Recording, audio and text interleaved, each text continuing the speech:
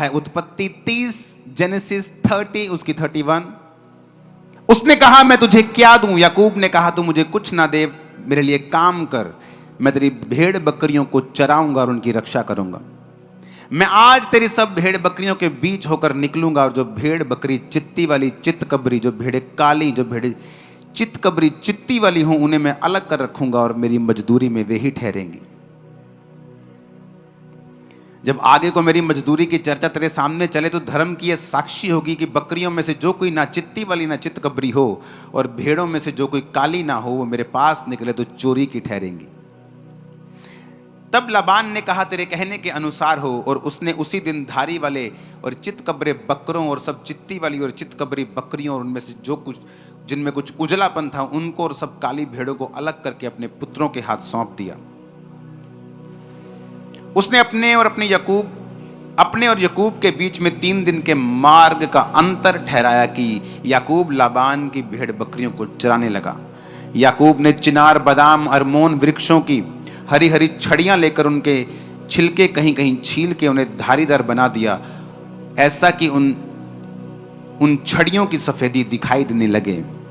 तब छीली हुई छड़ियों को भेड़ बकरियों के सामने उनके पानी पीने के कठौती में खड़ा किया, और जब वो पानी पीने के लिए आई तब गर्भवती हो गई। छड़ियों के सामने गर्भवती होकर भेड़ बकरियां धारी वाले, चित्ती वाले और चित्तकबरे बच्चे जनी। तब याकूब ने भेड़ों के बच्चों को अलग अलग किया और लाबान की भेड़ बकरियों के मुंह को चित्ती वाली और सब काले बकरों की ओर कर दिया, और अपने झुंडों को उनसे अलग रखा और लाबान की भेड़ बकरियों से मिलने ना दिया। तब बलवंत जब भेड़ बकरियां गर्भवती होती थी तब याकूब उन छड़ियों को कठौतों के सामने रख देता था, जिससे वो छड़ियों को देखते हुए गर्भवती हों, परंतु निर्बल जब गर्भवती होती थी वो उनके आगे नहीं रखता था। इससे निर्बल तो लाबान की रही और बलवंत याकूब की हो गई। इस प्रकार वो पुरुष धनाढ्य हो गया, अत्यंत अमीर हो गया, और उसके बहुत सी भेड़ बकरियां, दासियां, दास, ऊंट और गधे हो गए। सब बोलो आमीन।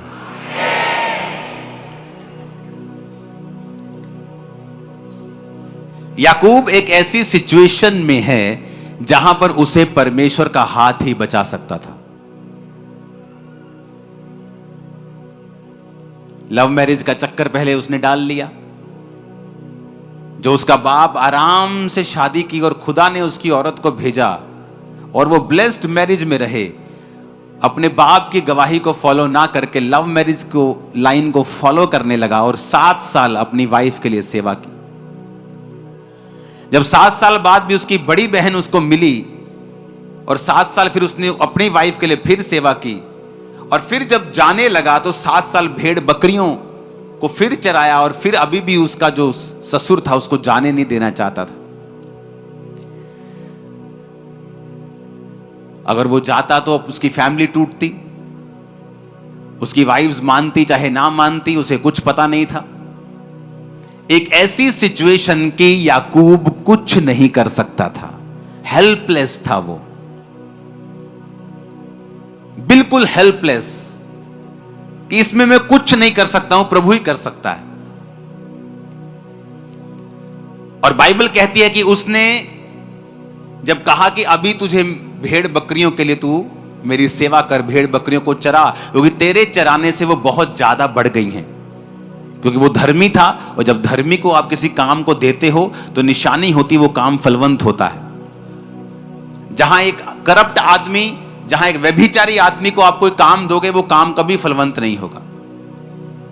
लेकिन एक धर्मी को जब आप कोई काम देते हो, चाहे वो आपके किसी भी एरिया में क्यों ना हो, चाहे वो स्पिरिचुअल एरिया हो, फाइनेंशियल एरिया हो, एडमिनिस्ट्रेशन हो, आपको हमेशा जो स्पिरिचुअल लोग हैं, जो परमेश्वर की भाषा को समझते हैं, आपको ज्यादा कामयाब मिलेंगे। अब यहां पर वो फंस चुका है, और उसने, बाइबल कहती है, उसने, परमेश्वर ने उसको एक दर्शन दिया, एक विजन दिया, और उस विजन के मुताबिक उसने अपने ससुर से बात की कि ठीक है, मैं तेरी भेड़ बकरियों को चराने के लिए तैयार हूं, लेकिन एक शर्त के ऊपर। अपने पड़ोसी को बोलो, परमेश्वर असंभव काम को करेगा। आमीन। अब उसने कहा एक ऐसा काम करते हैं हम लोग, हम दो झुंड बना लेते हैं, दो झुंड कर लेते हैं, एक इधर वाला झुंड और एक इधर वाला झुंड। कहता तू आज इन सब बकरियों में घूम, इन सब भेड़ों में घूम,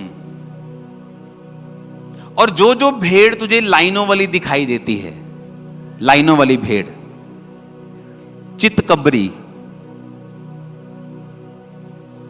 काली, कहता वो सारी निकाल ले, सारी अलग कर दे इनसे।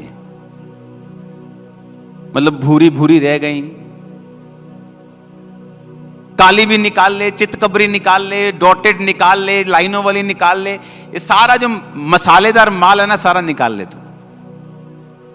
मेरे को सिंपल सिंपल दे दे, भूरी दे दे, चिट्टी दे दे, और फ्यूचर में अब मैंने सारी तेरे को भेड़े दे दी, चितकबरी, लाइनों वाली सब तेरे को दे दी। फ्यूचर में मेरे झुंड में जहां ये एक भी डॉटेड चित्ती वाली बकरी नहीं है, फ्यूचर में अगर ये मेरे झुंड में होगी तो वो मेरी तनख्वाह होगी। उसके मामा ने सोचा, उसके ससुर ने सोचा कि ये तो बेवकूफ है, बकरी पूरी, ओदा घर वाला पूरा, ते न्याणे चितकबरे कित्थों होने?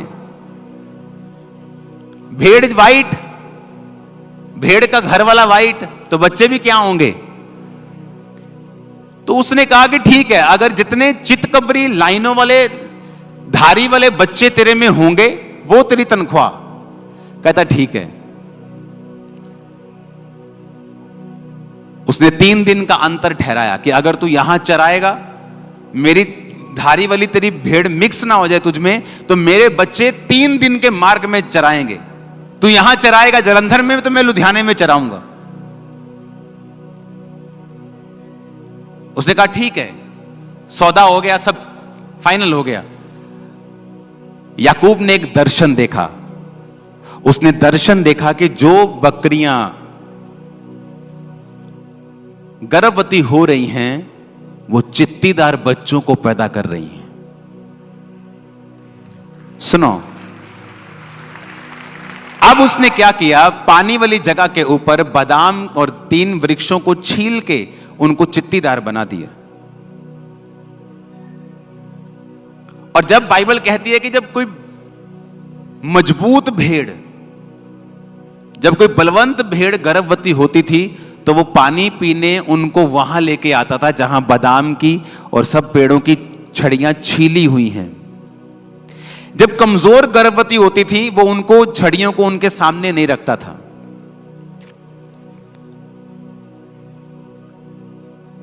परमेश्वर ने याकूब को बताया कि जो इंसानों से इम्पॉसिबल है, मैं उसे कंप्लीट करूंगा। सुनो, अब जब मजबूत मजबूत गर्भवती होती थी तो उनको वो सामने रखता था, और वो जब बच्चे पैदा करती थी वो धारी वाले होते थे, उनका डीएनए चेंज होता था। सुनो, अब जब बच्चे पैदा होने लगे, मजबूत मजबूत बच्चे याकूब के बढ़ने लगे, और सब अच्छी बकरियां, भेड़ें मोटे मोटे बच्चे पैदा करने लगी, और वो सारी धारी वाले होते थे। और जो कमजोर बकरियां थी, वो जो बच्चे पैदा करती थी, वो उन्हीं के जैसे होते थे, लाल भूरे होते थे, लेकिन वो कमजोर होते थे। जब दिन बीतते गए, साल बीतते गए, याकूब एक अमीर इंसान बन गया और परमेश्वर ने उसको छुड़ाया। सुनो, एक लड़की बिगड़ गई, मां क्रिश्चियन, और बिगड़ गई। इतना बिगड़ गई कि अपने पिता के दोस्तों के साथ और अपने भाई के दोस्तों के साथ भी वो गलत थी। घर में लड़ाई हुई, घर छोड़ के चली गई। मां गई पास्टर के पास और पास्टर को बोला, पास्टर जी प्रार्थना करो मेरी बेटी मर जाए, क्योंकि मेरी बेटी हमारे लिए एक बेइज्जती का कारण बन चुकी है, प्रेयर करो मर जाए। उसने कहा तू ऐसा क्यों कह रही है? उसने कहा प्रार्थना करो ये मर जाए, हमारे लिए मर चुकी है, वो घर नहीं आती, हमने निकाल दिया, मर जाए वो। उसने कहा चल मेरे सामने बैठ। वो बैठी और उसने कहा एक दर्शन देख कि तेरी बेटी सफेद कपड़ों में है और वो प्रचार कर रही है, और एक दर्शन देख और प्रार्थना कर। सुनो, वो रोज दर्शन देखने लगी कि मेरी बेटी वाइट कपड़ों में है और प्रचार कर रही है, वाइट कपड़ों में है और प्रचार कर रही है। एक दोपहर को दरवाजे पे कोई नॉक करता है, उसकी बेटी अंदर आती है और जैसे ही मां दरवाजा खोलती है, वो उसके लिए प्रार्थना कर रही थी तो वो उसको गले लगा लेती है और वो रोने लग जाती है और वो कहती है कि मैं गाड़ी के नीचे आके सुसाइड करने जा रही थी, मेरे अंदर से आवाज आई कि अपनी मां को मिल एक बार। तो जब मैं आ रही थी मुझे यह था कि अगर मेरी मां ने मुझे स्वीकार नहीं किया तो मैं सुसाइड कर लूंगी, लेकिन जब वो अंदर आई, उसकी मां प्रार्थना कर रही थी विजन के साथ, दर्शन देखते हुए।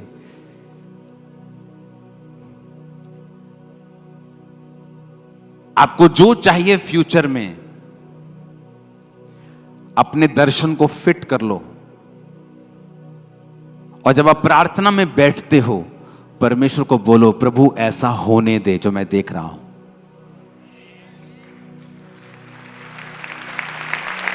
आपको शायद मालूम नहीं है, ऐसा करने की पावर ऑलरेडी आपके अंदर है।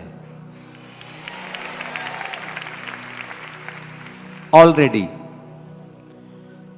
ये पावर ऑलरेडी आपके अंदर है ऑलरेडी।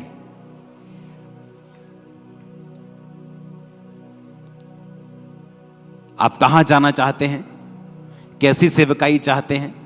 मैं जैसी सेवकाई को देखता था दर्शन में और गैर भाषाएं बोलता था, वैसी कुछ ही महीनों में मेरे सामने होती थी।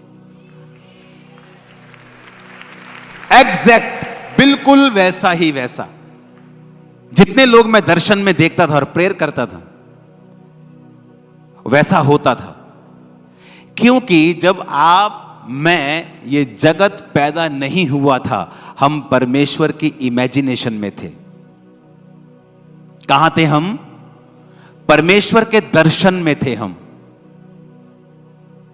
ओरिजिनल नहीं थे। कहां थे? परमेश्वर के विजन में थे। हम असली तो नहीं थे। कहां थे? परमेश्वर के विजन में थे। उसने दर्शन देखा, इंसान ऐसा होना चाहिए, पृथ्वी ऐसी होनी चाहिए, पेड़ ऐसे होने चाहिए, जंतु ऐसे होने चाहिए, समुद्र ऐसा, पानी ऐसा होना चाहिए। और लिखा फिर उसने कहा उजाला हो जाए। लेकिन पहले वो कहां था?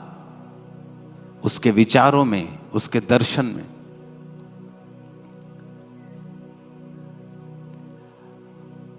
आप चाहते हैं आप हेल्दी रहें, आप चाहते हैं कि आपकी लाइफ में मिरेकल हो, दर्शन देखो, विजन देखो। आपके पास बेबी नहीं है, विजन देखो कि आप बेबी को खिला रहे हैं, बेबी आपके पास है, आप प्रेयर कर रहे हैं, आप गैर भाषा बोल रहे हैं, आप विजन देख रहे हैं।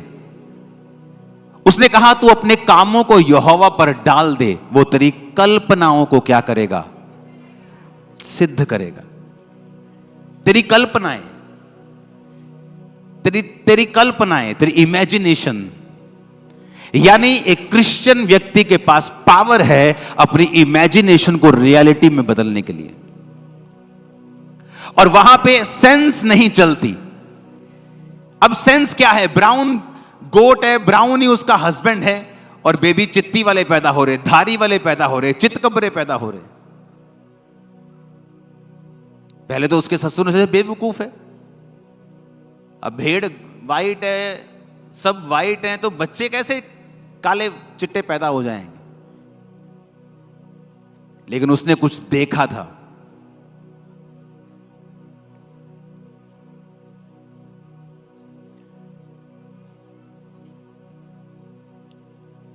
जलंधर में मैं गया एक जगह, तब मेरे पास 50-60 लोग आते थे, और मैं साउंड वाले के पास गया। जलंधर में बहुत बड़ा साउंड बनाने वाला आदमी। मैंने कहा मुझे साउंड चाहिए। कहता कितने? मैं कहा 1000 लोगों के लिए। कितने का आएगा? इतने लाख का। मैंने कहा अगर लोग इतने हो जाएं तो साउंड कैसे चलाते हो तुम लोग? ऐसे चलाते हैं। आपके पास कितने लोग आते हैं? मैं 50 लोग आते हैं। आप लाखों के बारे में क्यों पूछ रहे हो? क्योंकि वो कहां थे? यहां इमेजिनेशन में। और मुझे अंदर से मालूम था कि ये होगा, ऐसा होगा। अपने कामों को यहोवा पर डाल दो, तुम्हारी कल्पनाएं। अब उसने बैरियर नहीं लगाया कि बेटा 50,000 से ज्यादा कल्पना मत करना। कहा उसने मुझसे कहा कि 2 लाख से ज्यादा चर्च की कल्पना मत करना? नहीं कहा। हम परमेश्वर के बच्चे होने के बावजूद भी अपनी कल्पनाओं और इमेजिनेशन को बड़ा नहीं करते हैं। हम बड़ा नहीं सोचते हैं, बड़ी सोच के मुताबिक प्रार्थना नहीं करते हैं। उसने इम्पॉसिबल किया, देखो। और उन भेड़ों के सामने उसने छील के रख दी छड़ियां। जब वो देखती गई, वैसा ही होता गया। इमेजिन करो आप क्या हुआ होगा उस समय कि पवित्र आत्मा ने कैसे जो भेड़ें उन छड़ियों को देखती रही होंगी, अंदर परमेश्वर ने डीएनए चेंज कर दिया। देखो, सोचो, आज की साइंस के पास पावर नहीं है ऐसा करने की। अगर वो एक आध के साथ करेंगे तो मिलियन मिलियन डॉलर लगता है 2000 की भेड़ में। कि तुम कर भी लोगे, 2000 की भेड़ है तो 9 करोड़ तुम ऊपर लगा दोगे उसके। और परमेश्वर एक एक भेड़ को फ्री में कर रहा है, सिंगल भेड़ को। और जो उसने नहीं किया कि जब कमजोर गर्भवती होती थी, वो उनको पानी के सामने नहीं लेके आता था। उस पानी के सामने जहां पर वो छड़ियां छीली हुई पड़ी, तो वो नहीं होती थी। आपके पास पावर है बाहर आने की। परमेश्वर की प्रेजेंस में बैठो, विजन्स को देखो, दर्शनों को देखो, अपने माइंड को उसको चौड़ा करो, थोड़ा उसे बड़ा करो। उसे परमेश्वर को समझो, उसने आपको पावर दी है इमेजिन करने की, और उसे पूरा करने की ताकत भी पवित्र आत्मा के द्वारा उसने आपको दी है। अगर आप भी नहीं देखेंगे, अगर आप भी नहीं एक्सपेक्ट करेंगे, तो परमेश्वर कैसे करेगा? उसने आपको पावर दी है, उसने आपको इमेजिनेशन की पावर दी है। आप परमेश्वर की प्रेजेंस में बैठे हैं, आप इमेजिन कर रहे हैं, परमेश्वर मैं ये दर्शन देख रहा हूं, मैं ये विजन देख रहा हूं। आप बैप्टाइज हैं, आपने प्रार्थना की है, आप टाइदर्स हैं, आप पूरी तरह से परमेश्वर में चल रहे हैं, अपने आप को पूरी तरह से परमेश्वर के हाथों में आपने सौंप दिया है, अपने कामों को परमेश्वर पे डाल दिया है। कोई कंडीशन नहीं है, तू चंगा करेगा तो मैं आऊंगा, नहीं करेगा, सब कुछ आपने परमेश्वर के हाथों में सौंप दिया है। अपने कामों को यहोवा पर डाल दिया है। उसने कहा तेरी कल्पनाओं को मैं सिद्ध कर दूंगा। जो तेरी कल्पना में है, जो तेरी इमेजिनेशन में है, मैं उसे सामने रख दूंगा। आपको रिजेक्ट किया गया, आपकी बेइज्जती की गई, इमेजिन करो कि दुनिया आपकी इज्जत करेगी। इमेजिन करो, एक्सपेक्ट करो, सोचो, उन दर्शनों में उनको रखो। देखो फिर क्या होता है, देखो फिर क्या होता है।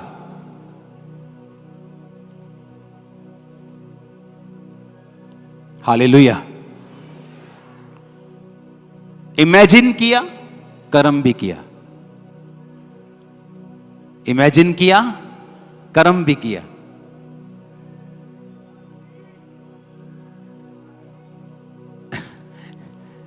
ये इस तरह की आवाजें आएंगी आपको, डोंट वरी। अपने पड़ोसी को बोलो इमेजिन करो और कर्म भी करो। फिर से कहो, और कर्म भी करो। तो जो तुमने इमेजिन किया है वो पूरा होने वाला है।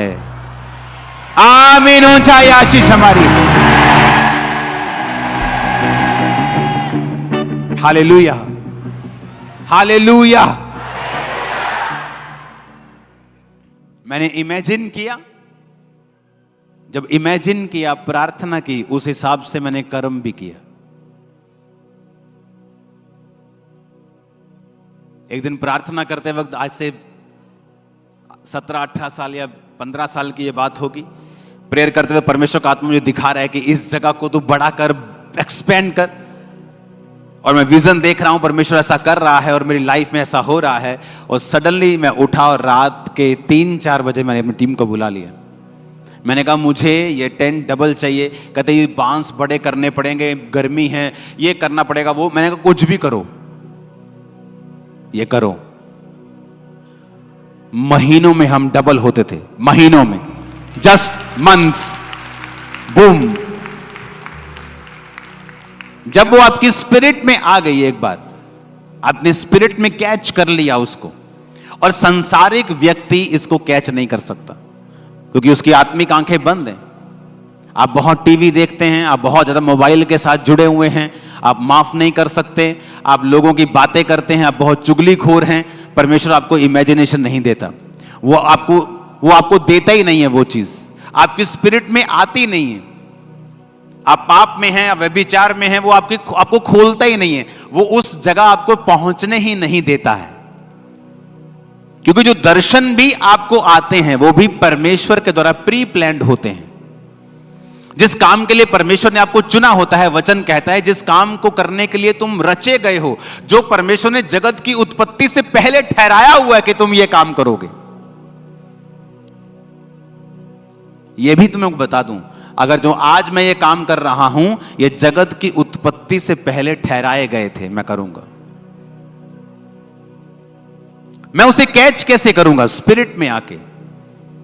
जो स्पिरिचुअल चीजें हैं, मैं आत्मा में चलूंगा तो मैं उसे कैच करूंगा। परमेश्वर ने मेरे लिए क्या रखा है, जब मेरे को वो कैच हो जाता है कि प्रभु ने मेरे लिए ये रखा है, उसके अनुसार मैं प्रार्थना करता हूं। प्रार्थना करने के बाद उसके अनुसार कदमों को उठाता हूं और रियलिटी मेरे सामने होती है। आप एक बिजनेस की आशीष मांग रहे हैं, फाइनेंशियल आशीष मांग रहे हैं, अपनी चर्च की बढ़ोतरी मांग रहे हैं, प्रभु आपको दर्शन देता है, लेकिन आपका बोना 0 है, वो दर्शन कामयाब नहीं होगा। आपकी प्रेयर लाइफ कम है, आप नहीं उन चीजों को पा पाएंगे। क्योंकि उन दर्शनों को हासिल करने के बाद आपको प्रैक्टिकल कदम उठाने होते हैं कि वो दर्शन पूरे हो सकें। हालेलुया।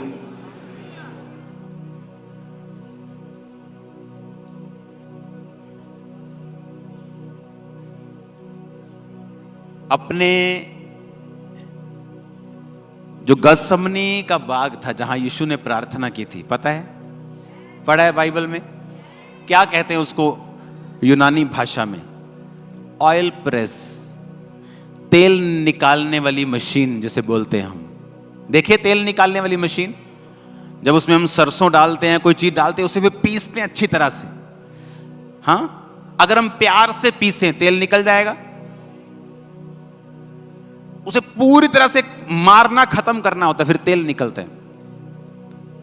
आपकी स्पिरिचुअल लाइफ भी ऐसी है।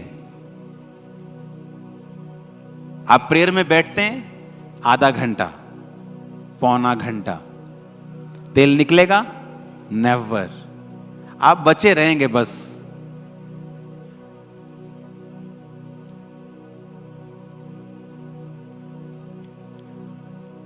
मैं अपने स्पिरिचुअल फादर के पास, उन्होंने कहा तुझे आज डिसाइपल के साथ जाना है और प्रेयर करनी है। मैंने कहा ठीक है जी। मैं चला तो गया, मैं खुद भी प्रेयर बड़ी करता था, 6-7 घंटे रोज की प्रेयर थी। लेकिन भाई साहब जो मैंने वहां किया वो मैंने पहले कभी नहीं किया था।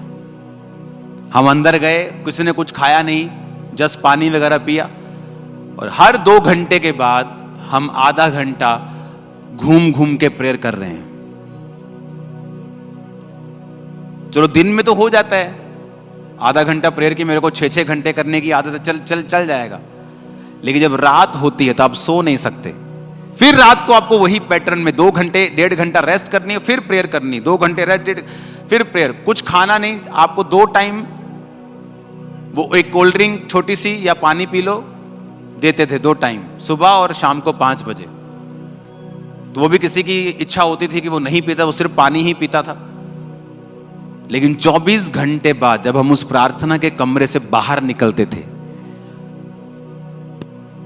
एक होता है कि वचन से जानना कि आप शैतान को डांटोगे वो भाग जाएगा। एक होता है कि आपको प्रैक्टिकली पता होता है कि तेरी ऐसी की तैसी, शैतान तू आ जाओ।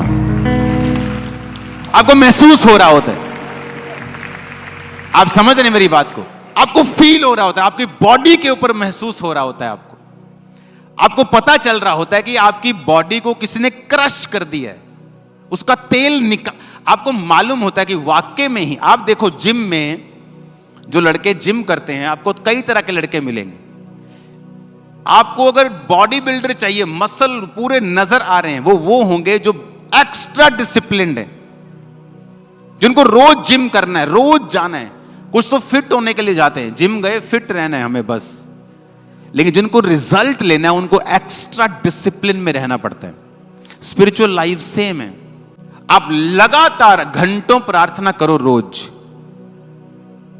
जो आप बाइबल में पढ़ते हो ना, आप उसे फील करने लग जाओगे रियलिटी में। अदरवाइज आप बाइबल में जो पढ़ते हो, आप पढ़ोगे, विश्वास भी करोगे, लेकिन आपको फील नहीं होगा प्रैक्टिकली।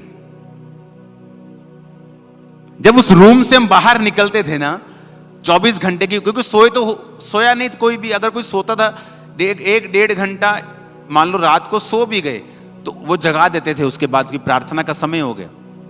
तो बॉडी आपकी ऐसा कच्ची बॉडी होती थी बिल्कुल, कि क्या सो भी नहीं पा रहे हैं, प्रेयर पे प्रेयर, प्रेयर पे प्रेयर।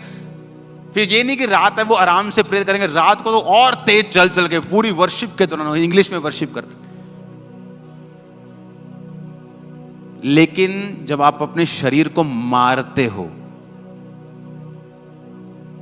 आप फिर फील करते हो कि जो अथॉरिटी परमेश्वर ने बाइबल में शैतान के ऊपर मुझे दी है, आप उसे फील करने लगोगे। फीलिंग कैसी होती है आपको मालूम होगा कि अच्छा ये है अथॉरिटी अंदर से। वो फिजिकल दलेरी नहीं होगी, आत्मिक दलेरी आपके अंदर होगी। आपको पता होगा कि शैतान की आप मुंडी घुमा सकते हो। हालेलुया। ये 2-2.5 घंटे वाली प्रार्थना का काम नहीं है। यह है जब आपका शरीर भी आपको बताने लग जाए कि हां भाई आज तुमने प्रेयर की है। थक जाते कई बार आप, क्या मैं फ्लाइट में होता हूं 9 घंटे वर्शिप, थक गया, मैं सीरियसली कह रहा हूं, मैं थक गया 9 घंटे लगातार वर्शिप प्रेयर गाने। कितनी बार मैंने वो कान वाला रिचार्ज कर, मैं कभी भी एयरपोर्ट यूज नहीं करता हूं, जो कानों में लगते हैं, एयरपोर्ट ही बोलते हैं, एयरपोर्ट जो भी, कभी मैं यूज नहीं करता हूं कानों को बचा के, क्योंकि यहां भी साउंड सुनना होता है मुझे। लेकिन सिर्फ प्लेन में उसे मैं यूज करता हूं, जब भी प्लेन में होता हूं मुझे यूज करना पड़ता है 9 घंटे। लेकिन जब आप अगले दिन संडे चर्च में आते हैं, आपको बोलने की जरूरत नहीं। हालेलुया। तो क्रिश्चियनिटी जो है वो प्रैक्टिकल है। आपको पता है कि शैतान है, आपको पता है परमेश्वर बीमारियों को चंगा करता है, लेकिन अगर आप प्रैक्टिकल देखना चाहते हो, आपको वैसी लाइफ अपनानी पड़ेगी।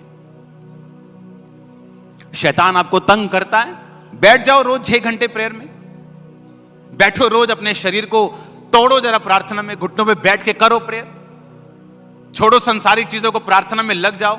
मैं आपको बता रहा हूं, आप इतने स्पिरिचुअली गर्म हो जाएंगे कि उस मक्खी का आपके ऊपर बैठना पॉसिबल नहीं होगा। क्यों बैठा वो आपके ऊपर? जब बर्नल ठंडा है तो मक्खी बैठेगी, जब गैस खत्म कर दी, गैस बंद कर दी, मक्खी बैठेगी। आप उसे गर्म कर दो, मक्खी की औकात नहीं है बैठने की। आप स्पिरिचुअल लाइफ में गर्म हो जाओ, पाप को साइड पे कर दो, प्रार्थना करनी शुरू कर दो, आग में भरना शुरू। कितनी देर तक रहेगा? शैतान नहीं रह सकता गर्म आदमियों में, नहीं रह सकता, वो रह ही नहीं सकता। आपकी प्रेयर भी 0 है, आपकी प्रार्थना 30 मिनट की है, आपकी प्रेयर 1 घंटा भी नहीं है। आपको लड़ना शैतान से, वो शैतान जो 40 साल से आपका पीछा कर रहा है, जो सदियों से आपके पीछे चल रहा है, जो परिवार से आपके पीछे चल रहा है, आपको उसको हराना है 30 मिनट की प्रेयर से। आपकी प्रार्थना चाहे 30 मिनट की भी ना हो, शैतान आप पे अटैक नहीं कर सकता। लेकिन मैं उन लोगों की बात कर रहा हूं जो इससे ऑलरेडी जूझ रहे हैं। मेरी बात समझ रहे हो कि नहीं? जो इस बीमारी से, शैतानी आत्मा से जूझ रहे हैं। आप जब प्रार्थना करनी शुरू कर देते हैं, सडनली ये सारे बिब्लिकल वायदे आपके सामने जीवित होने लग जाते हैं। जो सिर्फ बाइबल में आपने पढ़ा, वो आपके सामने आपको जिंदा जिंदा सा लगेगा। आपको कहानी नहीं लगेगी, आपको लगेगा ये सब जिंदा जिंदा सा है। जो मैं पढ़ रहा हूं ना, ये जीवित है, सब कुछ होगा ये सब कुछ। मैं नहीं जानता आप समझ पा रहे हैं कि नहीं समझ पा रहे, लेकिन वो तभी होगा जब आप इस पोजीशन में होंगे कि आपने अपने आप को पूरी तरह से समर्पित कर दिया परमेश्वर के सामने। और मैं नहीं जानता मैं आज आपको पास्टरों वाला वचन क्यों दे रहा हूं। कुछ तो होगा आज। आमीन, हालेलुया। सडनली आपके विजन चेंज हो जाएंगे, आपकी सोच बदल जाएगी, आपका डर खत्म हो जाएगा, शैतान का जो अटैक है वो खत्म हो जाएगा। आपको मालूम होना शुरू हो जाएगा कि हाँ, वाकई में ही जो मैंने पढ़ा है, जो मैंने सुना है, वो वाकई में होता है। आपको अंदर से महसूस होगी ये चीज। ऊंची आवाज में कहो हालेलुया।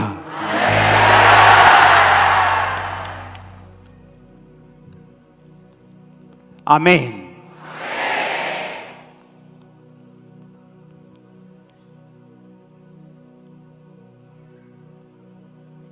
सबसे बड़ी फाइट आपकी शैतान से नहीं है, आपके शरीर से है।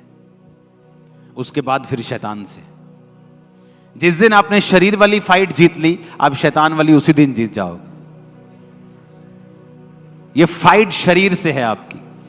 जब शरीर जीत लिया, शैतान को पता है ये आदमी बिना शरीर को जीते मुझे कमांड कर रहा है। उसे पता है आपकी स्पिरिचुअल लाइफ क्या है। जिस दिन आप शरीर जीत लोगे, शैतान को जीत लोगे। वो आपको निकम्मा लगेगा, छोटा लगेगा, बौना लगेगा। हालेलुया।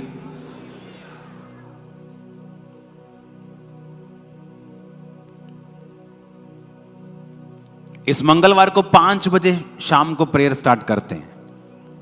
मीटिंग चाहे हम ऑनलाइन लेट करें, लेकिन 5 बजे प्रेयर स्टार्ट करते हैं। ओके, सुबह खत्म करेंगे। बैठो जरा, आ जाओ, देखेंगे क्या होता है। आमीन। आपको मालूम होगा प्रैक्टिकली, अच्छा जीवित लगेगा आपको सारा माहौल। अब वही दिक्कत आपको डर नहीं लगेगा, वही समस्या आपको डर नहीं लगेगा, क्योंकि आपने प्रेयर लाइफ को इंप्रूव किया है। अपने हाथों को उठाओ।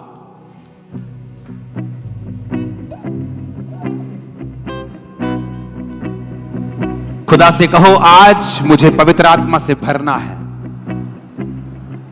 और एक ऐसा जीवन पाना है